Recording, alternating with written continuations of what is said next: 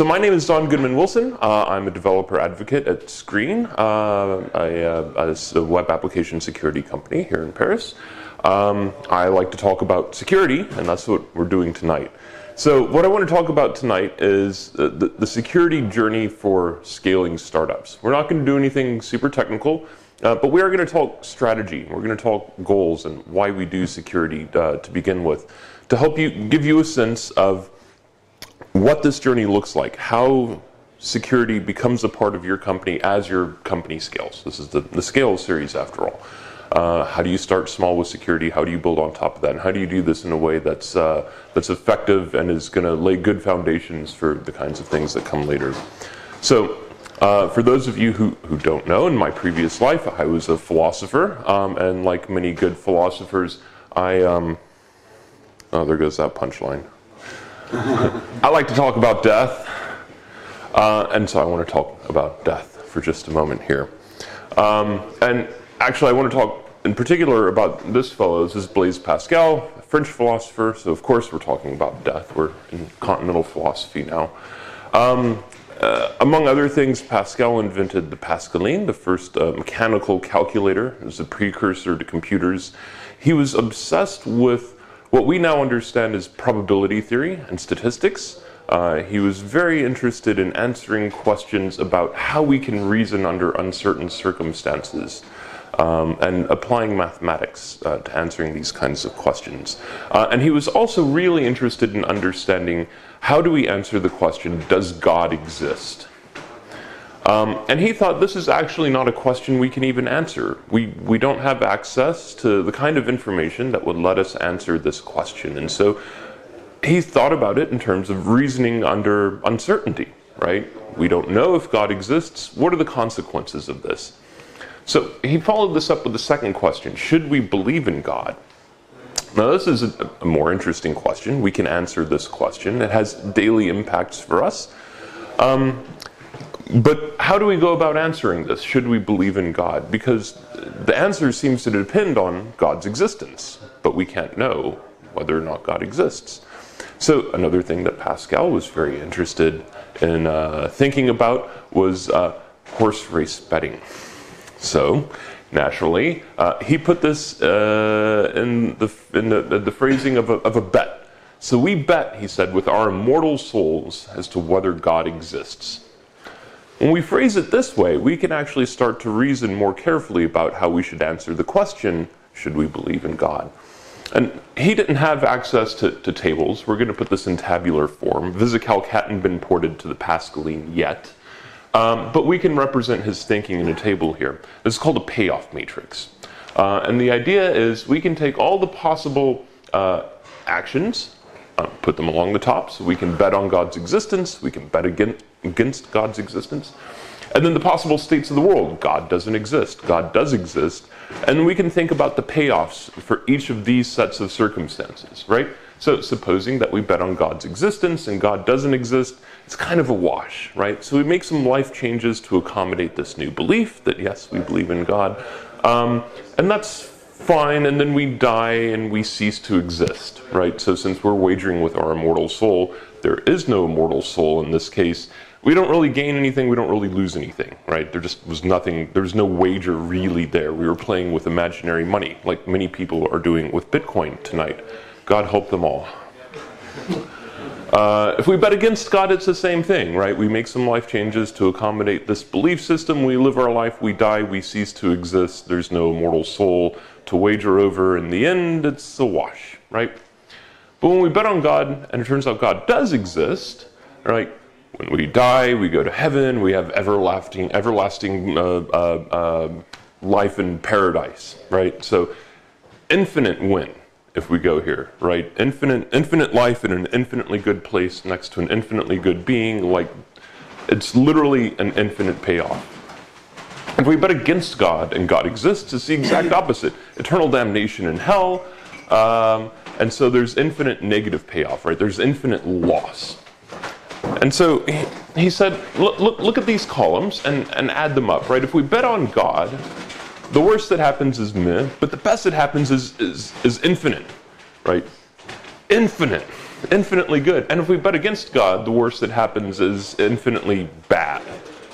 Well, infinitely good, infinitely bad. It turns out it doesn't actually matter if God exists. We can answer this question without even knowing whether God exists, or what conditions, or what the probability is. It just falls out of the equation. We should bet on God's existence. We should believe in God, because this outcome right here makes it all worth it, regardless of all the other variables, right? All the other ones just fall out of the equation. I find this very interesting, but so freaking what, right? So I want to take Pascal's wager, and I want to turn it into something a little more salient. I want to use this way of thinking to think about startups, right? And so here's the question I want to know.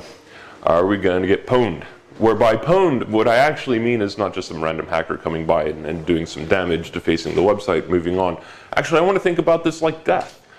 Like an attack that's so debilitating that it destroys our startup, right? The costs of recovering are so high, the loss of goodwill is so great. Like, these things are not hard to do, right?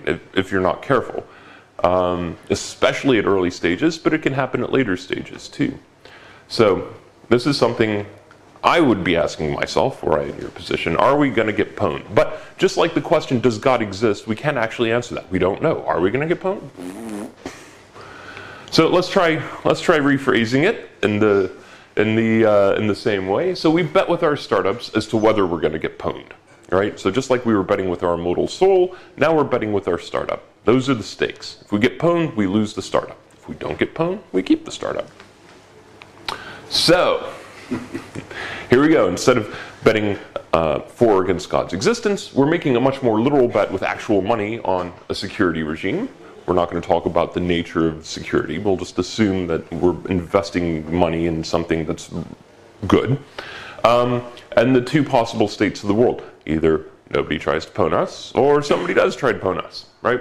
And so we can fill in the payoff matrix in much the same way. So if we bet on security and nobody ever attacks us, all right, so we spend a little bit of money on security. Maybe we spend a lot of money on security. But on the other hand, we had the good fortune not to be attacked. So it's a bit of a wash. If we bet against security, it's the same thing, right? Okay, so this time we didn't spend as much money because we bet against security, but we also didn't get pwned, so that's pretty good too. We got by the skin of our teeth, as the saying goes in English, and that's all right, right? It's not great, it's not bad, it's all right. But if we bet on security and we do get pwned, right? And assuming the security is effective and it works, right? It saved our ass, right? It have kept us from losing. It kept us from losing our startup. So it's not exactly infinite payout, but it's pretty big payout, right? And if we bet against security and then we get pwned, then by definition, like, we've lost the startup, right? So the stakes are gone, and these stakes are quite high, or we'd like to believe that they're quite high. And so what I want to argue here is that actually it's the wrong question to ask. Are we going to be attacked? It doesn't matter, right? The stakes are high enough that just like in the case of death, right, the probabilities here just fall out of the question, and it just doesn't even matter, right? The worst that happens if we bet on securities, we spend some money on security that maybe we didn't have to, but it was fine. But the worst that happens if we bet against securities, we lose the company in something deeply, deeply embarrassing for everybody involved. So, point is, of course, yes, bet on security. I'm a security guy. I'm going to say something like that. The bigger point, though, is that it doesn't matter if we're going to get pwned, right? Because the mathematics is telling us that it just doesn't matter, right? So, because it doesn't matter if we're going to get pwned, the usual arguments about, oh, we're too small to get attacked, right? We're too small to be a target of something, no longer carry any weight, right? So it's never too early to start thinking about security. Right? That's the lesson here. It doesn't matter if you think you're going to get attacked or not, and it's never too early. Right? There's no excuse not to do it. That's Act 1. Act 2. So yeah, we got hacked. A Slack story. Nothing I'm going to say for those of you watching online, hi Stuart, is nothing that isn't in the public record, right? You can go read about everything I'm about to tell you. It's all quite public. Shortly after I joined Slack, we got hacked. Like it went something like this. So it was mid-February 2015, approximately 3:42 in the morning, somewhere in the world, I'm guessing Budapest, they broke into our database and got everything. This is actual security video recording of what happened. It was pretty bad. They gained access to the entire production database. They had free reign over the entire system, but we caught it about 4 days later. So the timeline goes something like this, right? So mid-February 2015, hackers infiltrate the production database, and they start gaining access to everything. About 4 days later, somehow, for reasons that I'm not privy to and probably can't even talk about, the security team detects the breach, right? They find traces of people who were in the database systems and poking around. 2 frantic days after that, we figured out what had happened and resolved the issue, right? We discovered the scope and extent of what had happened. It turned out actually not to be as bad as all that. They were after something very, very specific. And so we were able to tell a coherent story about what happened. And then the next day, you won't believe what happened next. What happened next is Slack talked openly about what happened to the world immediately. Right? They just came out and said, here's what happened. They got our database. We'll tell you if you were affected, and we'll tell you if you weren't affected, because only a certain number of people were. And people trusted Slack even more. Their database was just exfiltrated, like calamitous, and people ended up trusting us more. Just out of curiosity, like not really on the security part, but on the business part, it dropped a little bit, so now the acquisition, the retention of people, like you had a bit small churn at least, no? Really? And then bloop, shoop. It helped. It actually helped. We saw growth as a result of this. Why? 1, Slack had a security playbook. As soon as the breach was detected, we had a playbook that told us how to investigate the matter in such a way that we weren't damaging the evidence or trampling the evidence, and we could see exactly what happened. As a result of that, we were able to see that these attackers were after something very, very specific, and we were able to reassure everybody else that even though the entire database was accessed, we had strong evidence that it didn't affect most people. Right, because we had this playbook and we had a security team that understood how to run these sorts of forensic things. 2, Slack incrementally improved their security measures immediately following this. So this is when Slack launched 2-factor authentication. Right, this is a really good response. They were building it anyway. Right, it was something that was going to be released not too long in the future. They immediately allocated resources to increasing or to shortening the time that they could launch this thing. Right. Which makes it look really good. It looked like Slack is responding positively to this and proactively to this. And they were open and honest at all stages of this, right? So nobody was ever left in any doubt. The time frame was very, very short. And it built trust. It built trust with the customers in a way that surprised literally everybody involved. But if you think about it, it makes sense. It makes a lot of sense.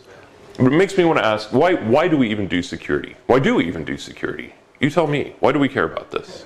Well, why? Because we want to secure our app and our business. But what does that mean? Like, what does it mean to secure our app? What are we after? Like, why do we care? Like, so what if somebody makes off with our database? Clearly didn't hurt Slack in this instance. Because of security issue, you can lose your database, you can lose your user, you can lose your clients, you can lose everything. Yeah. Actually, that's it exactly, right? We do this for user trust. We don't want to lose our customers, right? We live in a really good time to be a SaaS business. It didn't used to be the case that users trusted us by default, right? We had to prove ourselves as a SaaS business to be trusted.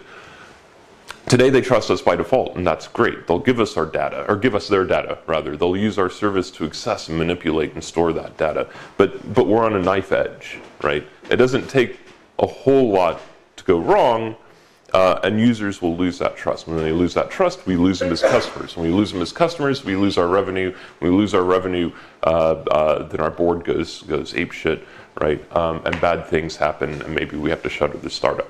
But the top of all of this is user trust. And so even though Slack lost its database, it was able to turn this into a win for building user trust. It was actually a security win because it demonstrated that we knew how to safeguard their data even when we failed. Not we, they. It was we then, it's they now. Does that make sense?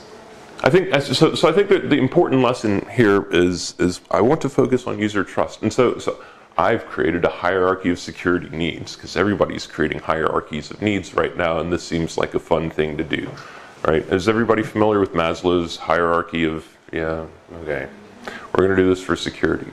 It's not going to be so bad. At the very top of it is the user trust, right? So everything that we do should be focused on that when we're thinking about security. So why do users trust us? What is user trust based on? Well, we're handling their data for them, right? So keeping their data secure is how we maintain user trust. Now, how do we keep the data secure? Well, what's the thing that we build? A web application, right? Or maybe it's a desktop or a mobile application, but these are the things that we build to access data, right? This is the conduit by which the users add, modify, retrieve data from our systems. And so it's also the biggest conduit for an attacker to get into your system to get the data, right? This is a system designed for data access. And it can be leveraged for good and for ill. So protecting users' data means protecting this gateway to their data, the application. Keeping the application safe means keeping the network safe, and keeping the network safe means keeping the physical layer safe. What I want to point at is that this is goofy as fuck. But I think it's a really powerful way also of thinking about the strategy for building our security as we go forward. It gives us a goal to work towards. When we have a goal to work towards, we can craft strategies around that goal, right? And the goal is protect the user trust. And the way we protect the user trust, as I said, is by protecting the data, et cetera, et cetera.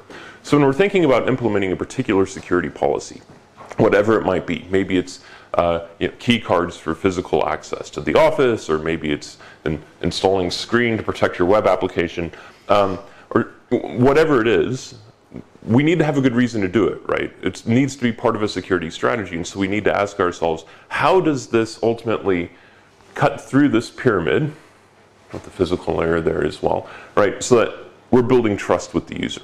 If this doesn't actually have anything to do with building trust with the user, then don't do it, right? Security playbooks. You wouldn't think that would build user trust, but because we were able to show, Slack was able to show that they had methodology in place to determine if people's data had been accessed, that was a tool to build user trust, right? Physical access to your office, it's the same thing. Your users aren't going to trust you if they find out you let any rando off the street into your office.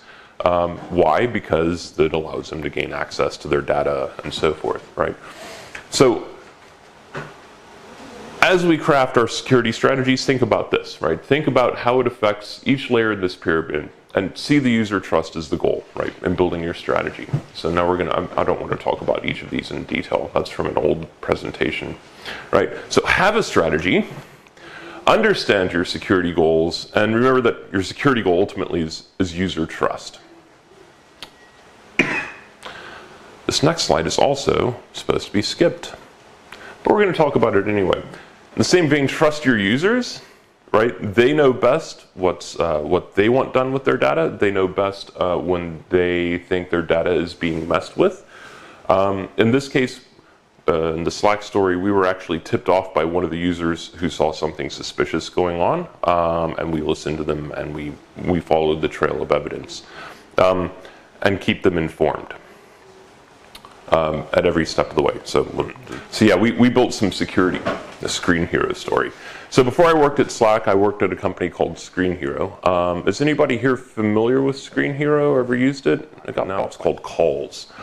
The idea behind it was a desktop app for Mac and for Windows that would allow you to share your screen. Okay, that's nothing particularly revolutionary. But the goal behind the product was to make it feel like the other person was actually sitting at your computer with you. They had complete and total control over your computer while you were sharing it with them. In fact, each person got their own mouse cursor. This is the cool bit, right? So there are 2 mouse cursors flying around the screen, one for you, one for the person remotely, and so you're just both driving the computer at the same time. Does anybody see a security problem here? No? It's a product built around giving other people access to your computer, right? Like, the product just is a security hole.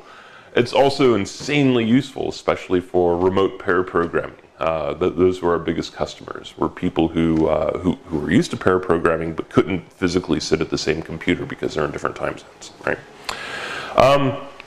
We started from nothing when it comes to security. We didn't even hash the passwords in the database, okay?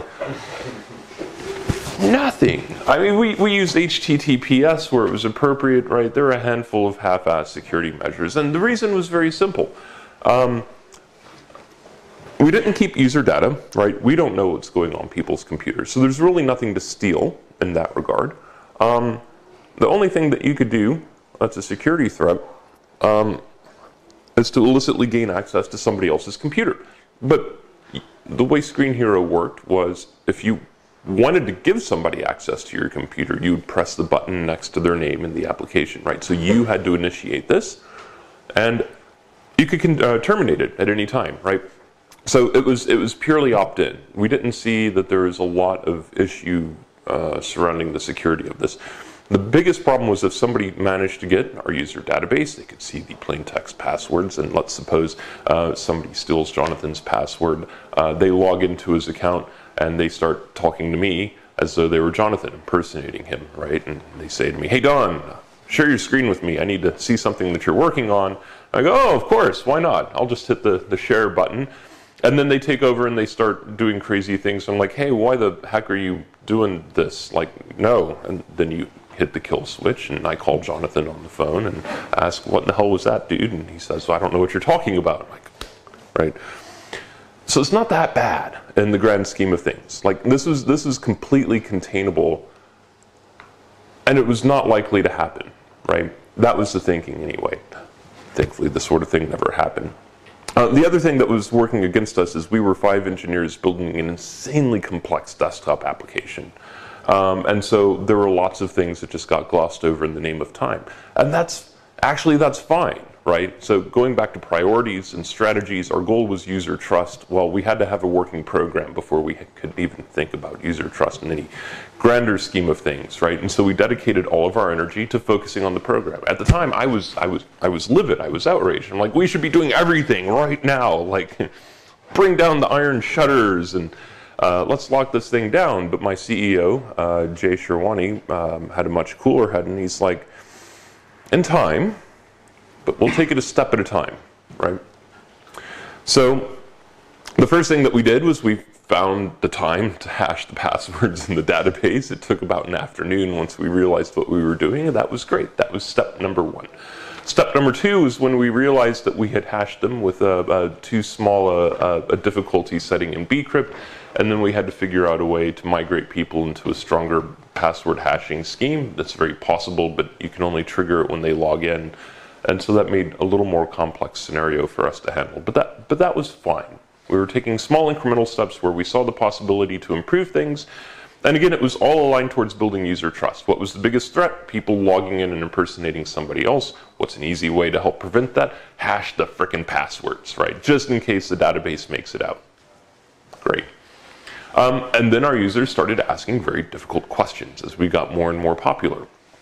Right? So one of the first things that we did after I joined, originally Screenhero was written using WinForms on Windows and Cocoa on Mac, right? So if anybody here has done desktop programming using these technologies and you're doing it cross-platform, you know it's basically impossible to maintain 2 UIs that are consistent with each other across platform. So we ripped all of that out, put WebKit in there instead, and did everything in HTML. And then when we hired our designer, who was very good at HTML, hello Pavel, he could help us build the interface as well. So it was a complete and total win. We could also style it how we liked. Actually, this project got started when he wanted to add a horizontal rule, a very subtle horizontal rule. And that's basically impossible in Cocoa to do, right? You just really can't do that. So it took us like a day to figure out how to add a stupid line, just a line. And it took us like 5 days to move it all to HTML, and then it took like 30 seconds to add a stupid little line after that. So anyway, point being, we have an entirely HTML-driven UI. We have a chat system that's part of this as well. One of our users discovered that we're not escaping the input to the chat fields. What does this mean? Well, it means that an attacker, this friend that you work with regularly, or somebody who's impostering them, right, can craft a message to send to you that would execute JavaScript inside your chat window. That's no good. Now, they're not going to be able to break into your AWS account with that, right? All of this is sandbox. But what they could do is, because the UI is written in HTML, is they could call whatever function that hitting the share button would trigger, right? And so they could remotely trigger a screen share. So we actually made things a bit worse, right? Okay, passwords are hashed. Much harder for people to impersonate somebody else as a result of this. But now if they can, it's not a matter of convincing me, hey, Don, share your screen with me. They can send me some JavaScript, right, that not only would force me to share my screen with them, but could even disable the stop button, right? They could do a lot with the UI at that point. That was pretty dangerous. And so we started escaping the HTML that people send over chats. Again, small incremental improvements that were made in response to increasing threats that we faced. I could also talk about the API. I built a public API for Screenhero. The idea is, here's an API endpoint.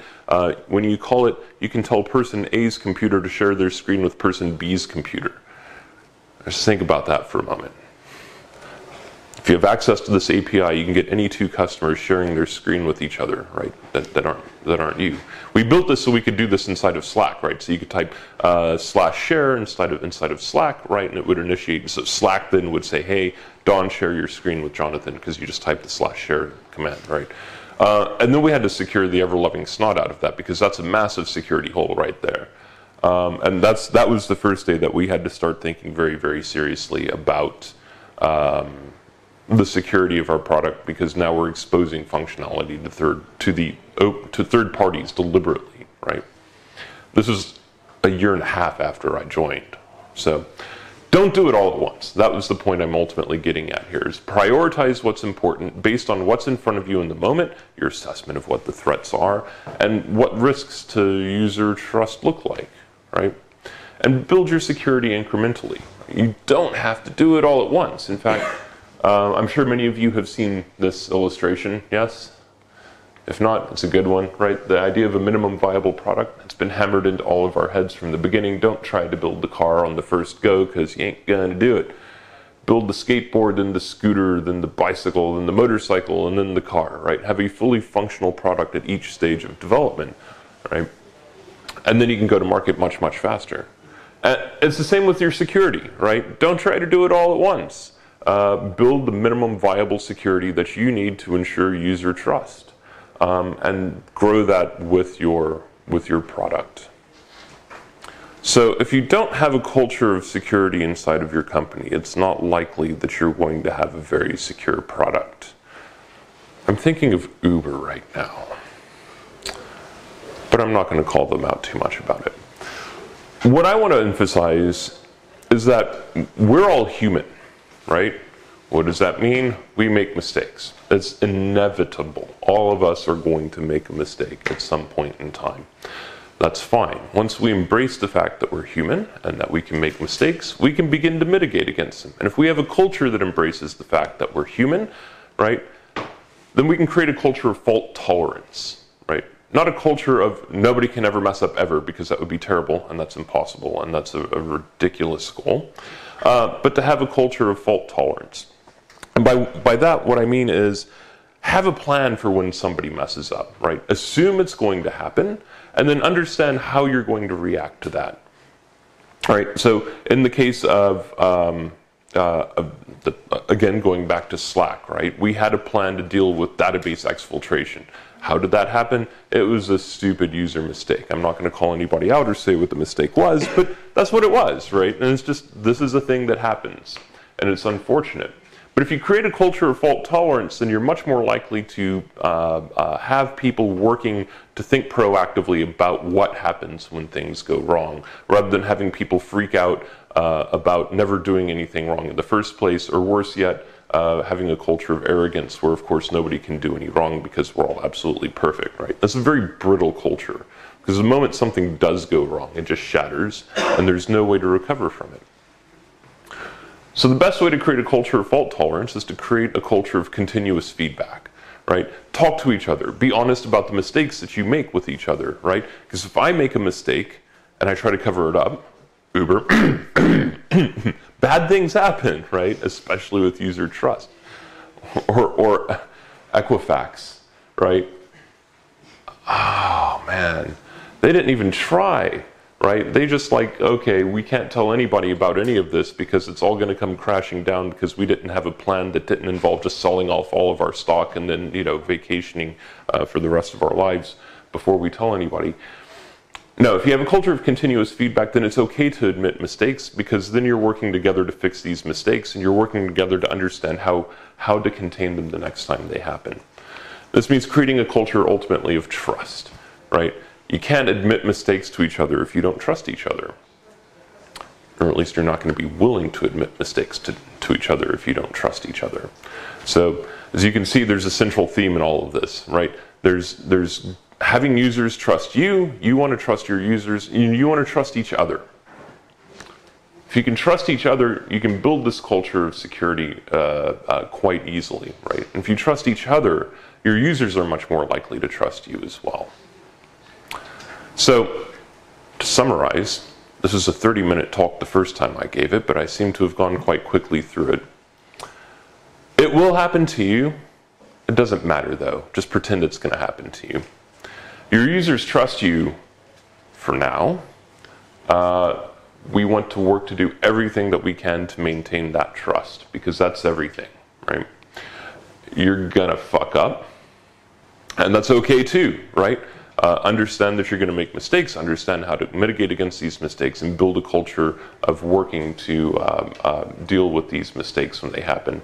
Treat your security like a product, right? Build it out one small viable step at a time. And just remember that security is a product of the culture of your company. If you have a solid culture of trust, you have a solid culture of continuous feedback, you're going to have good security as a matter of course, right? It's going to evolve naturally from the rest of it. That's what I got.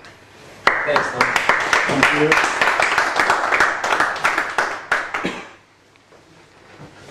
Actually, I found it curious the story about Slack, because basically what you tell us is they didn't add the security, they faced an issue, they fixed it, and it impacted them basically not at all.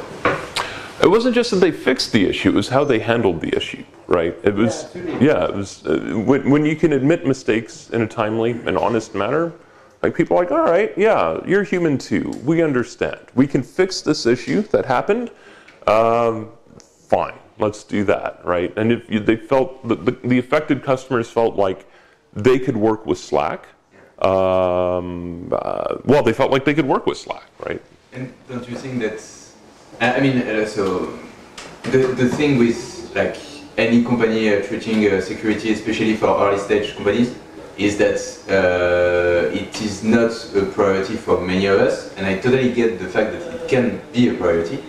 I mean, and you realize that eventually the bad day when you haven't cared about it before. But it's really about like, it's normal not to care about it too early also.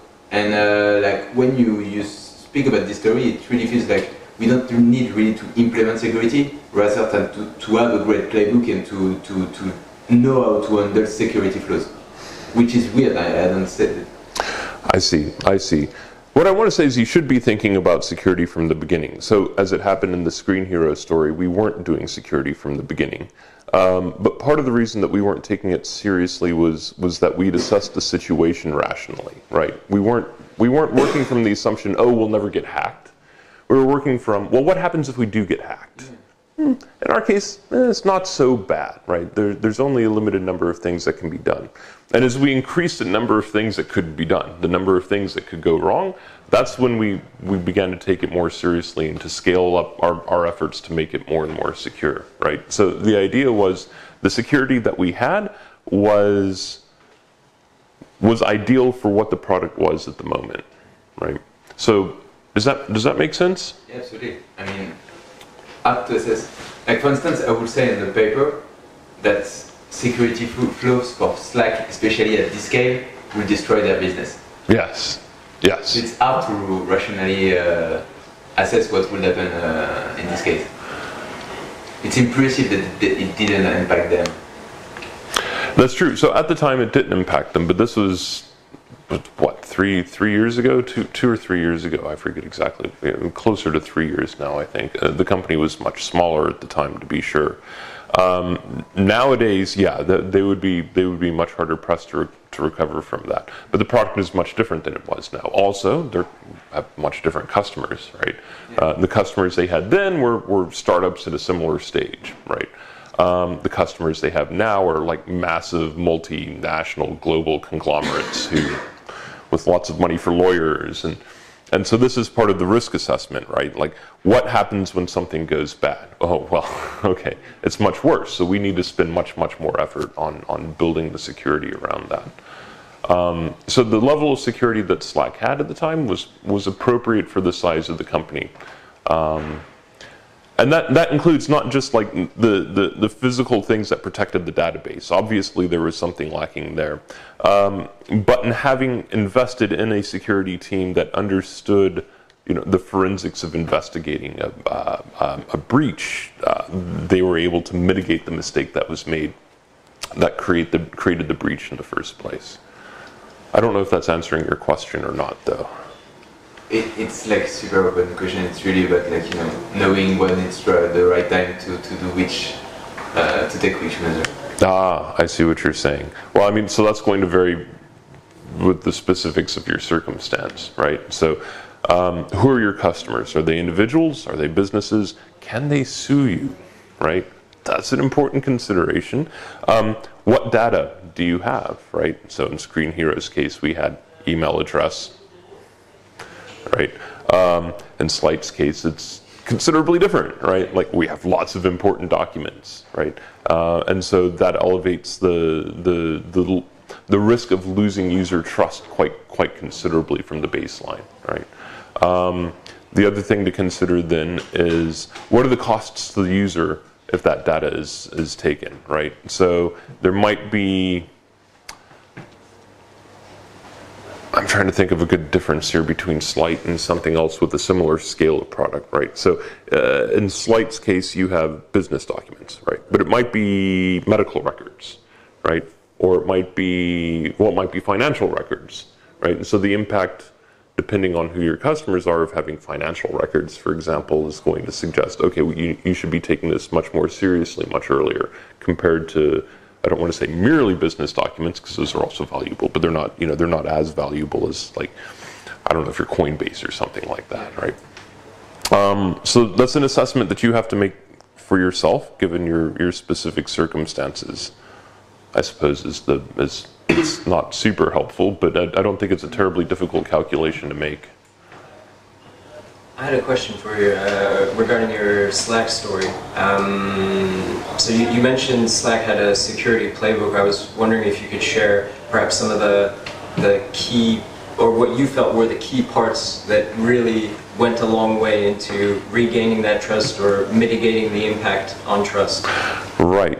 So I can only speak a little bit about it, in part because I don't know if the playbook is public. Two, I don't really know a lot of the playbook because it was very, very technical. Okay. It was a forensics guide, but some of it is common sense, and I think I can talk about it. So, one, turn off all rights to the database. Like, just shut it down, right? And then make a copy of that, and then you can turn it back on, right? But make a complete copy of everything in the state that you found it before you allow anything else to touch it, right? And then put it in a safe, isolated, air-gapped environment where nobody from the outside can tamper with it. And then you can begin investigating, like, on that copy while production is still going. So I don't know if production was actually shut down for very long to make that copy, or they had an existing backup that they could just turn to immediately for that process, right? I don't know how one investigates a security breach in this sort of scenario. I'm not an operations security guy myself, but the important thing is, when you're using Bash, for example, it's very easy to, or is at least possible to overwrite the trail of things that you've done, right? So looking at a file can update one of the timestamps on it, so on and so forth. And so I don't know how one does that sort of thing. But having security experts on hand that do know these sorts of things, clearly a benefit in this case. What else was in the playbook? Oh, the other thing that was in the playbook that was really powerful is every last engineer, everybody who was not involved in the assessment of the security was put on customer service duty. So we were all, for those 4 days or 2 days, and then the week or two afterwards, put on Zendesk and put on Twitter, right? And all we did was answered every last ticket and message that came in. And we had a playbook that said, here's what you say. Say it in your own voice. Be friendly. Be helpful. Hide nothing except these key facts, right? Like the customers affected. So we didn't tell anybody which customers were affected, but we did say a subset were affected, and we will tell you if you're one of them, right? So that's a fine thing to say. The exact message crafting wasn't in the playbook because we didn't know, obviously, exactly what was going to happen, but the idea that everybody does support on that day, that was a huge part of it, right? That was a large part of why user trust was increased because, like I said, we went immediately and told the world, and I meant that quite literally, the entire world. We had 50 or 80 people doing support for that week, all engineering, except for the 2FA, all engineering effort was stopped, right? So those are some easy things you can put into a playbook. All right. And how did you go about telling the customers who were affected? What was their response, and how did you go about it? So I was not privy to those conversations, and I cannot say. Their response was quite positive because they did not leave us. Okay. They were satisfied with the results of the security investigation, with the thoroughness of the investigation, and they were very satisfied with our public response as well. I can say that much. I don't actually know the specifics of what was taken or the goals of the attack, except that they were fairly focused. But they didn't leave. In your opinion, about depending on the stage of your startup, what would be the best approach regarding dealing with it on your own with an internal expert, rather than asking for help externally? That's a very good question. So Slack at that time was big enough to have a security team of experts who could deal with exactly this sort of situation. If something like this happens and you believe that you have reason to dig deeper, and in this case we did, right? The entire database was theoretically accessed. We didn't want to assume that the entire database was accessed. Maybe it was, right? But maybe it was a targeted attack, as it happened to turn out. If you don't know how to make that kind of assessment, yes, bring in professional help. It's not going to be cheap, but the alternative is going to be a lot less cheap, right? By the same vein, I often recommend hiring pen testing firms, right? So these are firms that do white hat security. They pretend to try to break, well, they don't pretend, they actually do try to break into your systems, and then they give you a report of what it was that they found, and they're experts at this sort of thing. It's okay not to be a security expert. There's plenty of them out there that are willing to take your money in exchange for their expertise, which is fine, right? About pen testing? Yes. Is there a common, for example, in SaaS business dealing with B2B clients, is there kind of good things to do as doing it annually, doing it only when there is major changes on the stack or the platform, or because often those clients can ask if you are doing pen testing, like the last report of the pen testing. I see. So that's also going to be very context dependent, right? So it may be that you get a contract that specifies in quite fine-grained detail, like here's what we expect to see. My sense of the matter is that it's fine to do it only when you see major changes. There are other tools that will help you manage security issues that arise from minor changes, right? From just like the daily pushing things out. So static analysis, for example, is a great tool for looking at small changes to your code and seeing if you're introducing a vulnerability, right? And those small changes that you're making. Sqreen is a great tool for this as well, because it's monitoring whether or not your application is actually under attack. And if you're not under attack, then there's really nothing to worry about at the moment. If you push major architectural changes out, you do a major internal refactor, anything where you're thinking, are my unit tests enough to get me through the night? Is this too large a thing for the static analysis tool to be relied on, because the rate of false negatives is high enough that it's going to miss something, right? Definitely bring in the pen testers at that point. I think that would be the minimum that I would do. And I think that's a reasonable minimum, especially at first. Pen testers are expensive. They're extremely valuable, but they're also expensive. So, again, you got to balance that with, like, what's the cost of loss of user trust in this case? I wanted to follow up a bit on the reason why Slack had explicitly stated that it wanted its engineering team to do support in the event of an attack. Is it because they felt that some of the questions that were going to be shot at the regular kind of customer support people were going to be too technical to be able to give an adequate response? Or was it to kind of a cultural choice on their part? Oh, it was a very mathematical decision. The more warm bodies manning Zendesk, the better, right? So everybody, not just, so engineering is the largest team at Slack by far. So everybody was on deck doing customer support. Okay. And the nice thing is they trusted us to say the right things, to do the right things. We could have made it a lot worse, but in fact, there were a number of people whose names I forget who really went above and beyond and gave these really great, thoughtful responses. It got lots of retweets on Twitter, which itself was really powerful and wouldn't have happened if it was just a regular customer service team, because this was coming from, just thoughtful engineers, right? Because, that's right. Because Slack does a lot of customer support via open platforms like Twitter, where it's kind of public record. Exactly. Okay, so that's also, I guess, something to keep in mind is, does that kind of reinforce also the kind of perception that there's a high degree of security in the company if you're really open about it and you don't mind addressing it on a public forum? Yeah, there you go. Because you can see, like, as a matter of record, I mean, just go back to Slack HQ in February of 2015 and look what's being tweeted, right? Like, it's a massive tweet storm of like love from Slack to their customers, okay. And people really responded strongly to that.